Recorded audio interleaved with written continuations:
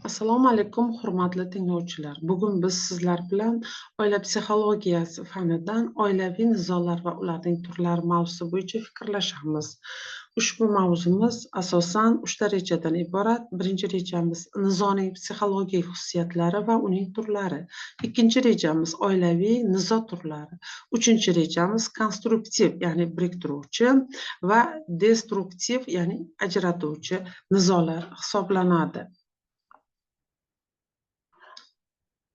Oilaviy nizolarning eng xarakterlilaridan biri bu va xotin o'rtasidagi nizolardir. Yosh kelin va kuyovning yangi ijtimoiy sharoitlarga moslashishi jarayoni bilan bog'liq qiyinchiliklar, xotin munosabatlarida nizoli vaziyatlar va nizolarning yuzaga keltirishi mumkin hisoblanadi. Nizolar ma'lum darajada xotin munosabatlarini rivojlantiruvchi katalizator vazifasini o'taydi. Lekin nizodan farqi bor. Ular kelib chiqishi, tashqi ifodalanishi, takrorlanib turishi, oqibatlariga ko'ra bir-birlaridan farqlanib borar ekan.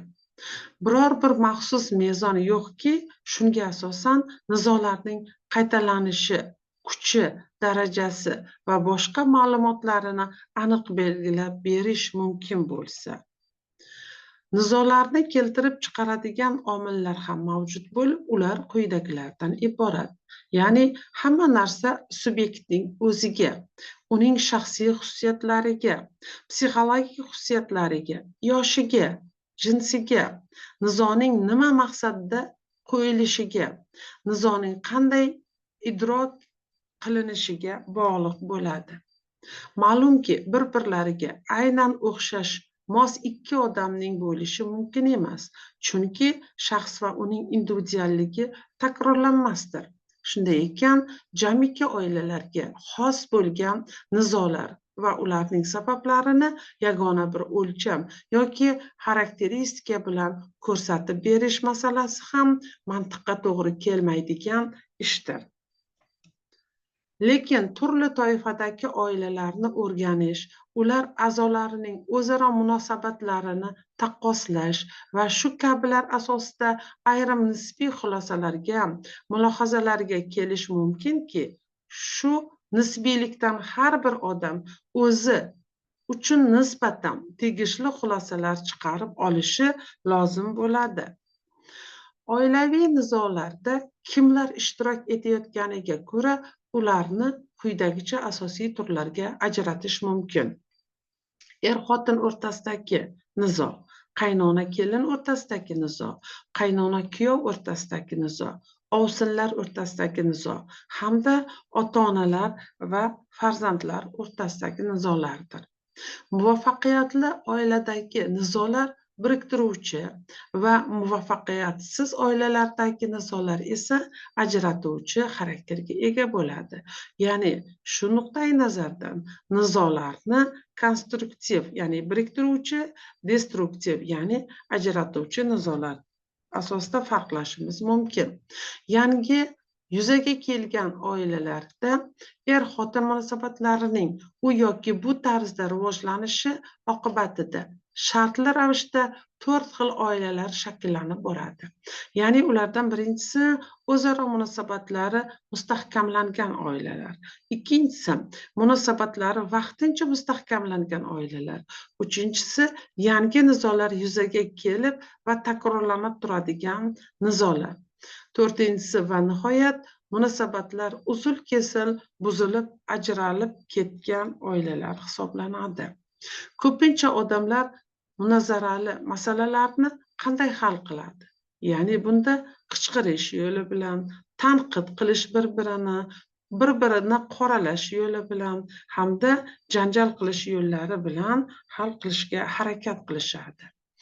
Oilaviy munosabatlarni keltirib chiqaruvchi sabablar ham mavjud bo'lib, ular asosan xotinlarning mastligi, oilaviy hayot haqidagi nuqtai nazari, murakkab xiyonat, xotinning xudbinligi, haddan tashqari rashk, bir-birining hurmatsizligi, qoniqarsiz ehtiyojlar, bolalar tarbiyasidagi o'zaro oiladagi yetakchilik qilish turmush va o'rtoqlaridan birida ekanligi.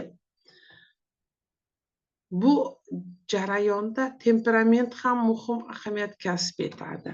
Ya'ni har bitta oilada er-xotin o'rtasida temperamentlar agar xolerik bilan xolerik oila quradigan bo'lsa, bunda janjallar, nizolar kuchayishi mumkin.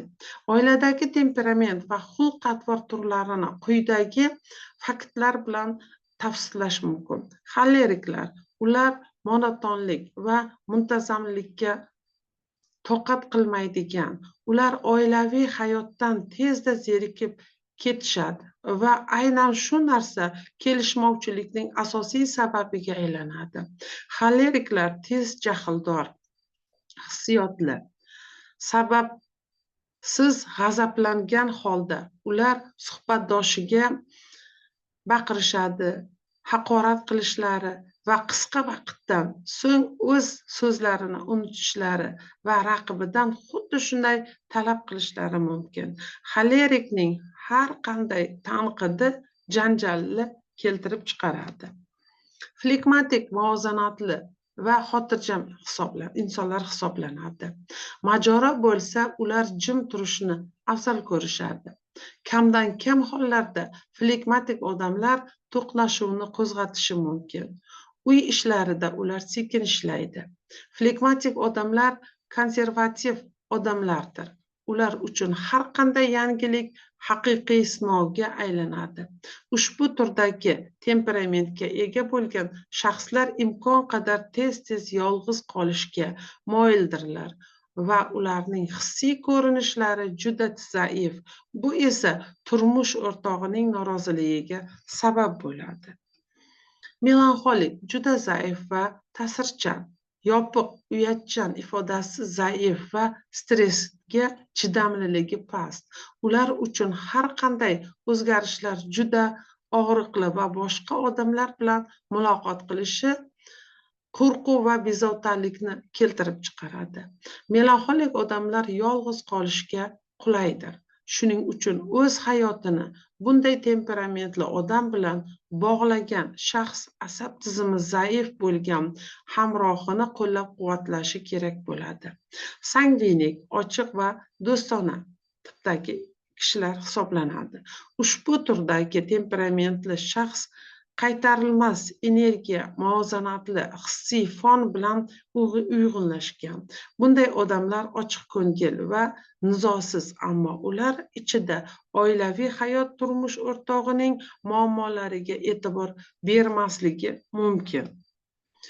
Oiladagi mojarolarning hal etilishi asosan axloqiy va ijtimoiy, motivatsion, psixologik hamda pedagogik jihatdan hal etilishi mumkin. Axloqiy va emotsional. Bunda ayollar uchun 22-23 yoshda, erkaklar uchun 23-24 yosh oila qurish uchun ma'qul yosh hisoblanadi. Ular oila oldidagi vazifalarini tushungan bo'lishlari kerak. Er-xotin oilani mustahkamlashga, sog'lom bolani o'stirishga, sog'lom turmush tarziniga amal qilishga tayyor bo'lishi kerak. Motivatsion, oila mas'uliyatini o'z zimmasiga olishi, bolalarni tarbiyalash va ularni mustaqil bo'lishiga asoslangan bo'lishi kerak.